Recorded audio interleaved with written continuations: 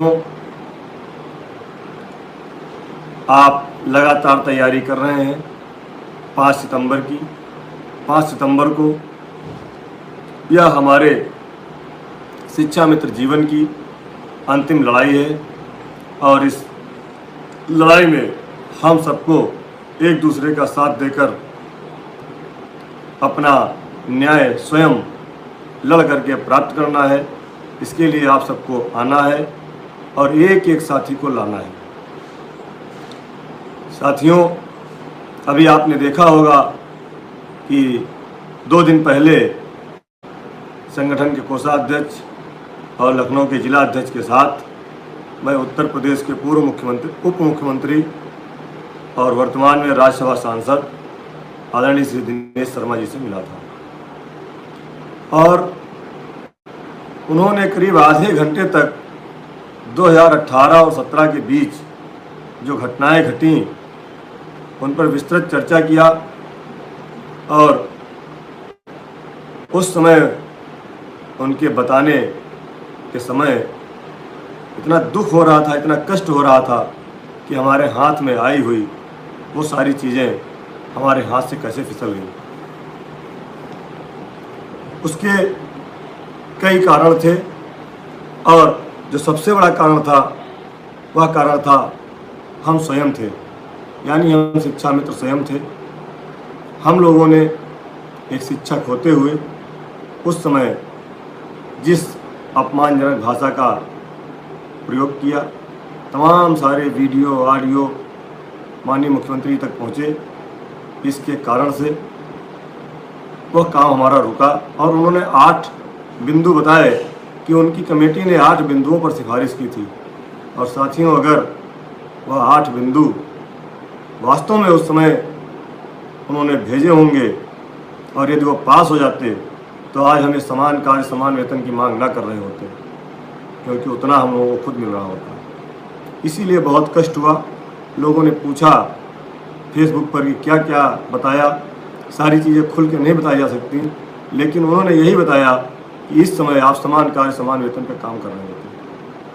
लेकिन माननीय मुख्यमंत्री जी की नाराज़गी इस कदर बढ़ी, तमाम ऑडियो वीडियो और सोशल मीडिया पर आपके कमेंटों के द्वारा, कि उन्होंने फिर आज तक पलट कर शिक्षा मित्रों की तरफ नहीं देखा।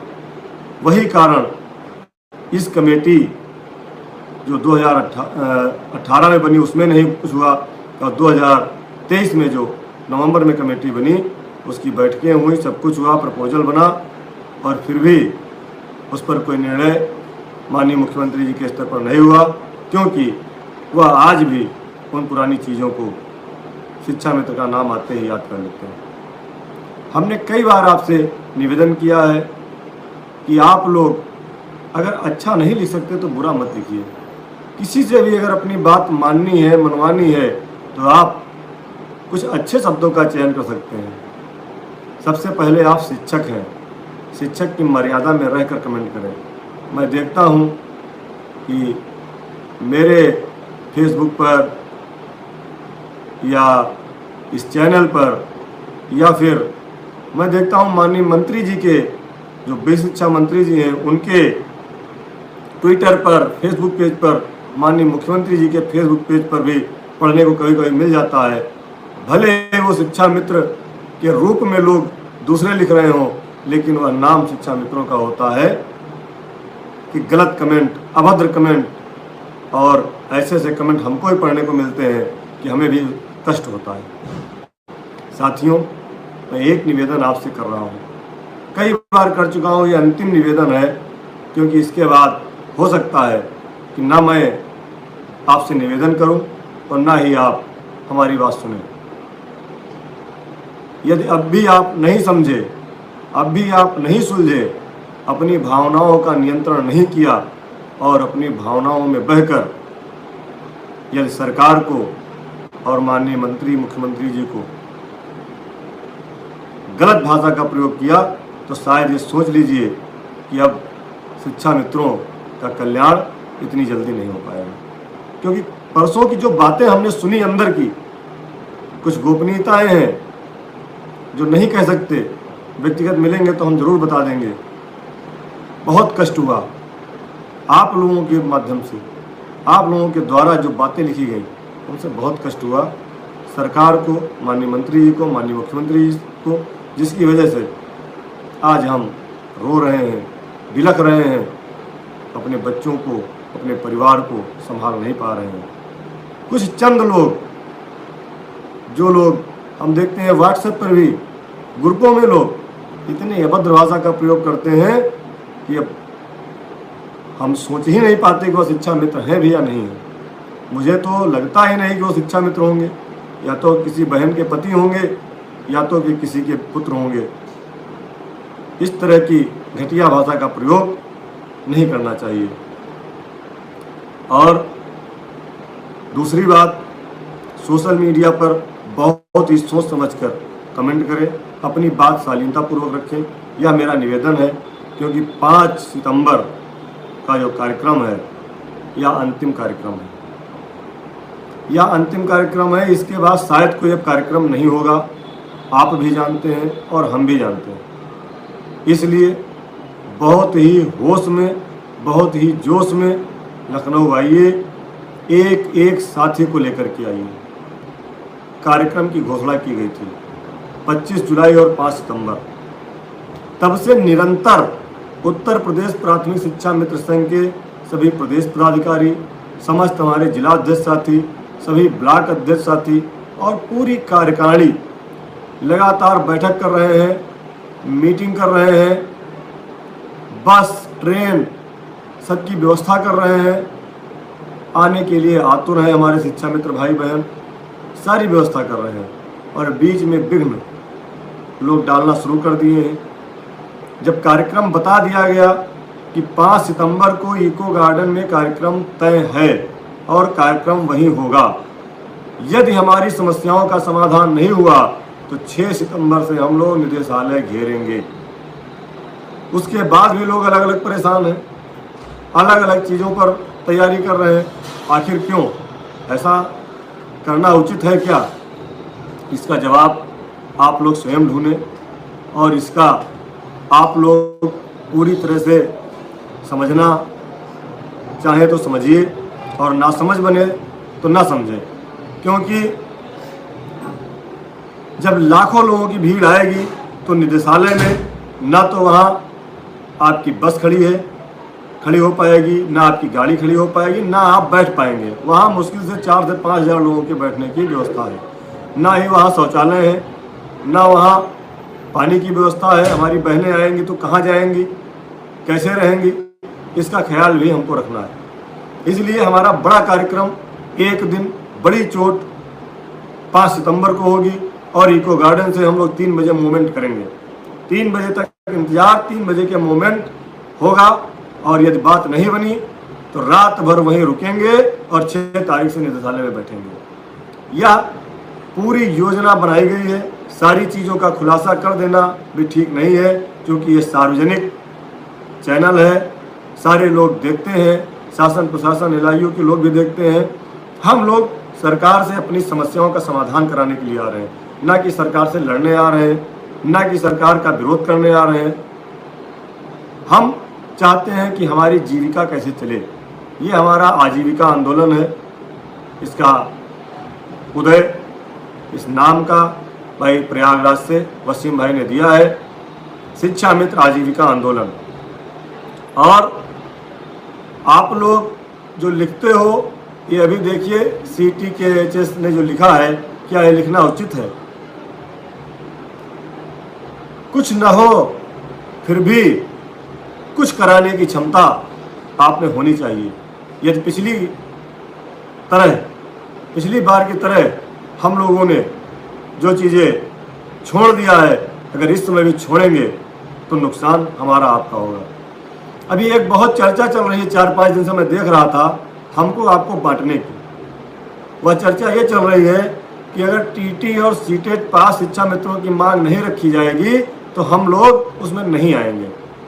अब इस बात को आज विधिवत समझ लीजिए और सभी TT पास और CTET पास शिक्षा मित्र साथी इसको बहुत अच्छी तरह से समझ लें। दोबारा इस बात को कहने की आवश्यकता शायद मुझे नहीं पड़े। साथियों, मैं आपको कुछ दिखाना चाहता हूँ। ये मेरी मार्कशीट है सीटेट की। ये है जुलाई 2019 की, जिसमें मैंने प्राइमरी और जूनियर दोनों परीक्षाएं पास की। दूसरी जुलाई के बाद दिसंबर 2019 की हमने परीक्षा पास की, प्राइमरी जूनियर दोनों पास की। तीसरी जनवरी 2021, जिसमें हमने प्राइमरी में 111 नंबर ला करके सीटेट की परीक्षा पास की। और हमारे प्रदेश अध्यक्ष आदरणीय शिव कुमार शुक्ला जी भी टेट पास हैं, सीटेट पास हैं। हमारे तमाम पदाधिकारी टेट सीटेट पास हैं। हम लोग लगातार सरकार से जब मिलते हैं तो टीटी और सीटेट की बात रखते थे, आज भी रखते हैं। अभी दिनेश चंद्र शर्मा जी से भी बात हुई, उसमें भी हमने बताया कि हमारे 60-70 हज़ार शिक्षा में टीटी पास है। लेकिन सरकार और प्रशासन, शासन के जब अधिकारियों से हम बात करते हैं तो वो सिर्फ एक बात कहते हैं कि उत्तर प्रदेश में शिक्षक भर्ती में बीटीसी, टीटी प्लस जो सुपर टीटी लगाई गई है उसको उत्तीर्ण किए बिना कोई भी सहायक अध्यापक नहीं बन सकता, चाहे वो शिक्षा मित्र ही हो। हमने उनको उत्तराखंड का कई बार उदाहरण दिया, कई बार बताया कि उत्तराखंड की बात आप कर लीजिए सर, उसमें टेट पास लोग समायोजित हो गए और जो टेट नहीं पास हुए उनको 20,000 मानदेय मिल रहा। उन्होंने कहा नहीं, हमारे राज्य की जो व्यवस्था है हम अपने राज्य के हिसाब से करेंगे। उत्तराखंड छोटा राज्य, वो कुछ भी कर सकता है। हम लोग कह कह करके थक चुके हैं। यहाँ तक कि 18 जनवरी की बैठक में भी अध्यक्ष जी ने जब जवाब दे दिया कि हाँ 60-70 हज़ार लोग टेट पास हैं, उसको लोगों ने मुद्दा बनाया। हम हर तरह से बात करके थक चुके हैं और उनका कहना है कि जब कभी अगली भर्ती आएगी तब उसके लिए सोचना, अभी सभी शिक्षा मित्रों का भला कैसे होगा इसके लिए सोचो। और मेरे प्यारे साथियों, जो हमारे साथी टीटी और सीटेट पास हैं, मैं उनसे निवेदन करता हूं कि आप आपस में बटिए नहीं और एक साथ आकर के लड़ाई लड़िए।